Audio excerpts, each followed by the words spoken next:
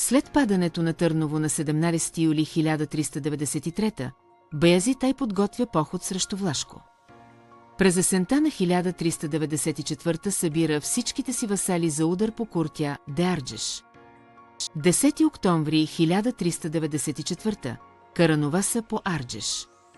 Мирчо Стари разбива османците зад ровове и валове, Баязит, Стефан Лазаревич и Константин Бълшич бягат през Дунав. Пролет 1395 османците се прегрупират в Южна Добруджа. Колони минават Дунав при Видин и Никопол, а Влад I настъпва по Ялумица към столицата. Силите са около 40 000 срещу 10 000. Мирчо изчаква помощ от крал Сигизмунд Люксембургски и води партизанска война. Без подкрепа предлага на Баязит свободен проход към Унгария, но султанът отказва. 17 май 1395 Ровине, битката на Блатата.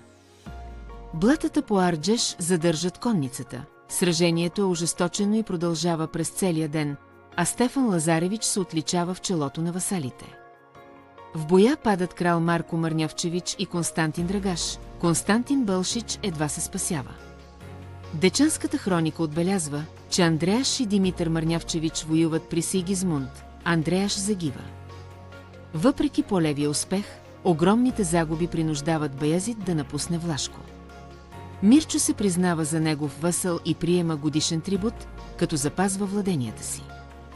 Ровине предшества Никопол 1396 и показва силата на отбраната по Дунав. Изворите споменават Дечанската хроника и владетелските фрески от Арджеш и Козия, които увековечават участниците.